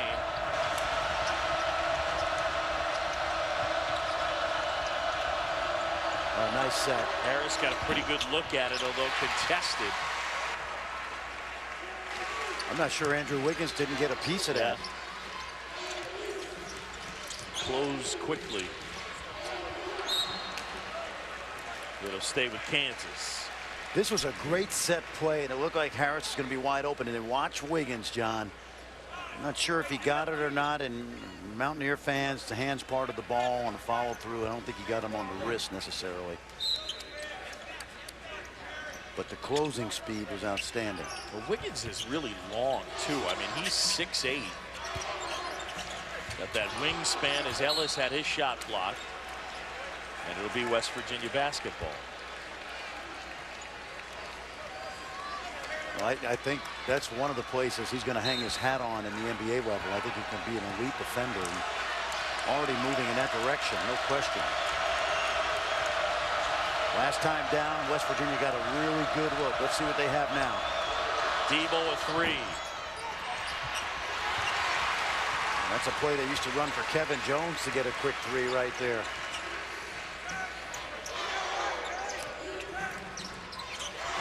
State with a steal. Sprinting ahead. Staten is foul. 3:49 to go. Kansas up by 7. Coming up, guys in the studio, I'll tell you about Melvin Edgem. What a game he's having for the Cyclones. ESPN's exclusive presentation of college basketball is presented by 5 Hour Energy. Focus is the feeling of clarity and alertness. It's the feeling you get from 5 Hour Energy. And in part by Jared, the Galleria of Jewelry. Truly unique designs that you won't find just anywhere. That's why he went to Jared. Adnan Burke, Seth Kramer, been a tough time for Toronto with Mayor Rob Ford representing the city. But how about Melvin Edgem, 48 and 18 tonight, Coach? Shows his versatility. Knocked down 2 threes, got to the line 6 times, ran the floor, got a couple of post up, got 16 rebounds. And how about Iowa State? 27 assists on 32 field goals. David West, 11 years ago to the day, 47 and 18. You look at Edgem's numbers with Blake Griffin, Michael Beasley, and Kevin Durant, 35 or more points and 15 or more boards in a game. More banana pudding for him, John. Edgem setting the Big 12 record, most points in a game by a Big 12 player. While Adnan Burke was all excited about the Canadian, Juwan State went 1 for 2 from the foul line. So we got a 6-point game, and Embiid throws it down.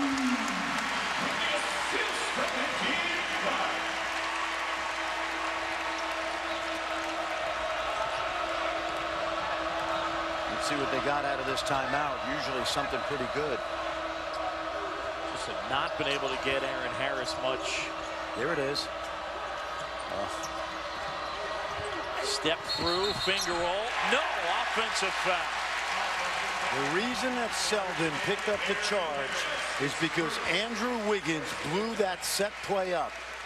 Versus anybody else in the league, they would have gotten an open jump shot. We're showing you the end of the play right there in the charge. That play was totally blown up for the second time in the last couple of minutes by Andrew Wiggins' defensive presence.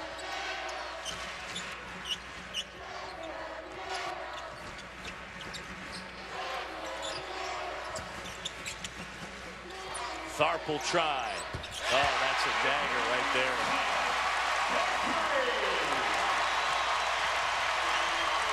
Debo. Say he's had some good looks at it, just hasn't been able to knock him down. Sure has. There's Selden. Flips it up and in, and all of a sudden, it's a 13-point game. Biggest lead of the game.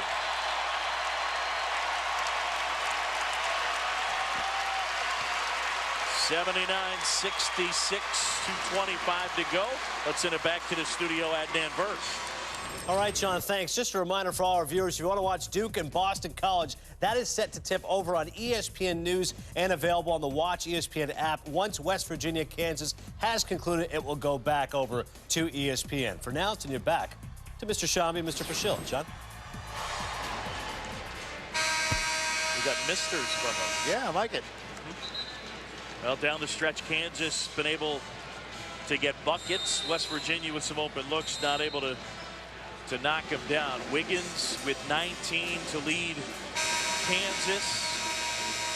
You know, this game, if it stays this way, is going to look worse for West Virginia than it really has been. There have only been about 4 or 5 plays that Kansas has made in the last couple minutes that have broken this game open. Part of it has been Andrew Wiggins' outstanding defense, John. He's a tough defender. One of the things that makes it so difficult is that as a 6'8" guy, he's able to deal with quick players. Watch this right here. Look at that. Watch how he closes. Now that means Harris has to drive, and that sets up the charge at the rim. Virtually anybody else in the league guarding Harris on that particular screen would have got stuck on Noreen. Exactly. And he stuck around him. Harris way downtown. Ellis rebounds it. And here at Allen Fieldhouse, 2 to go. And number 8 Jayhawks trying to make it 111 in a row at home against unranked opponents. Ellis, they have timeouts. Timeout, Kansas.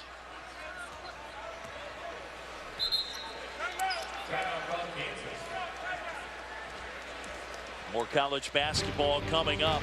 Saturday prime time presented by DirecTV, 9 Eastern on ESPN. It's number 23 Gonzaga, number 24 Memphis. And then over on ESPN 2 at 9 Eastern, number 4 Wichita State. Greg Marshall's group trying to stay undefeated. They take on Northern Iowa. Of course, Mitchell Wiggins, the father not only of Andrew Wiggins, but Nick Wiggins, who is a solid role player for Greg Marshall's Wichita State Shockers. 3 sons playing. Mitchell Jr. playing down in Florida. Good solid day for Andrew Wiggins all around, John. The defense is going to be something that'll be pointed out by Bill Self in the post-game press conference. I guarantee you that. Take that to the bank. Every game is dissected in a way that is I think it is difficult for any of us to really comprehend or understand not being in his shoes. But man, but here's how I feel about that. If you didn't want the scrutiny, don't go to Kansas. Seriously, if you don't want the scrutiny of being the top high school player in the country and have everybody pick you apart, should have went to Middle Tennessee State. And that wasn't my point at all. My point is that on a single game basis, that's not telling you how good he is. Embiid lays it in. My point is just because he goes 2 for 12 in one game, it doesn't mean he's not going to be a good player. Not that he shouldn't want the scrutiny.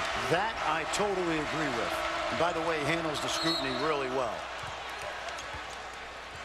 Kansas atop the board in the Big 12 at 8-1. Only losses at Texas. That was last Saturday. Meanwhile, West Virginia, I don't think people expected them to be 6-4 and in this spot. No, they struggled early in the year, remember. They were not playing good basketball, but it's a young team. And, you know, the shocker there is Oklahoma State at 4-5. Despite the loss of Michael Cobbins, they are right now at rock bottom with an opportunity to start climbing tonight.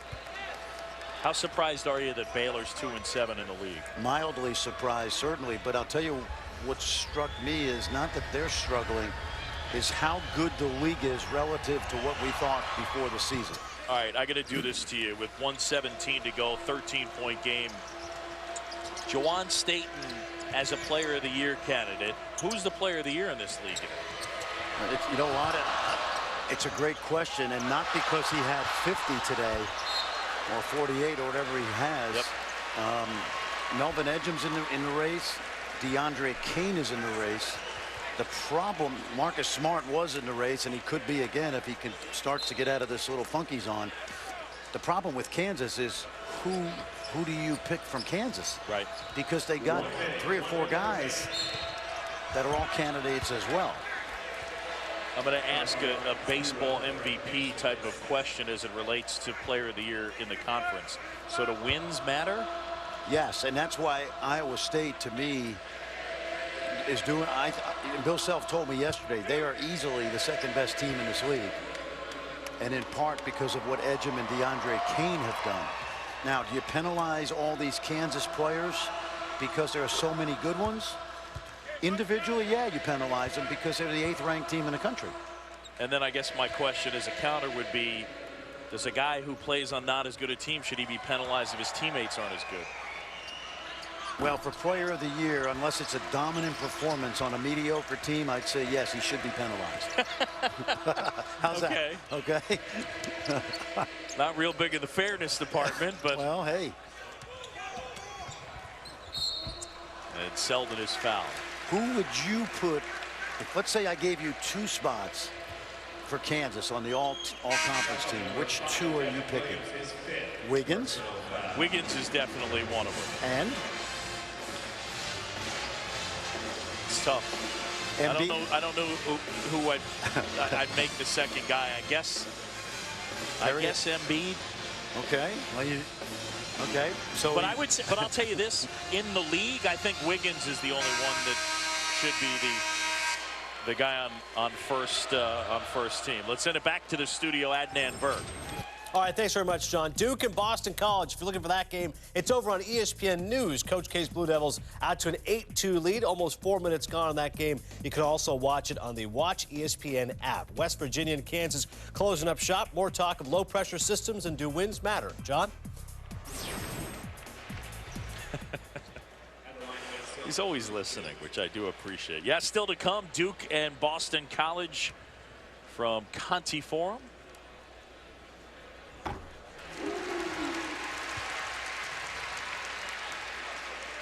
And it sort of started because Juwan Staten, a legit player of the year candidate in this conference. Well, there's no question. And as I said at the very beginning of the game, he's a lock to be first team all league based on what he's done individually and to help his team start to move up the Big 12 ladder.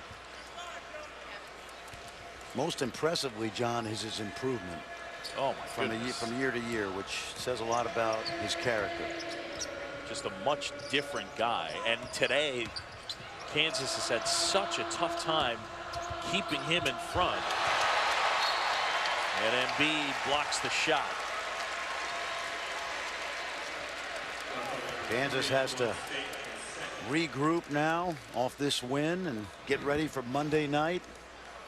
Sunflower State showdown. You see how much better Embiid has gotten as the season has gone on in terms of protecting the rim. He was averaging 1.5 blocks first part of the year, and certainly he's really continued to become a defensive force.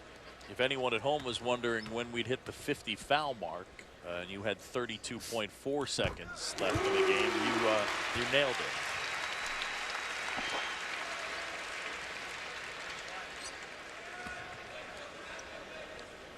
Where can Embiid get better, or where do you see him needing to get better? Physical maturity. That's the key. So it's just going to happen. It's going to happen. It may not happen right away. I guarantee if he went to the league next year, he's not going to dominate. He's just not a physical force yet, but long term, the future is very sunny if I were to give him a February forecast. Thank you, Al Roker.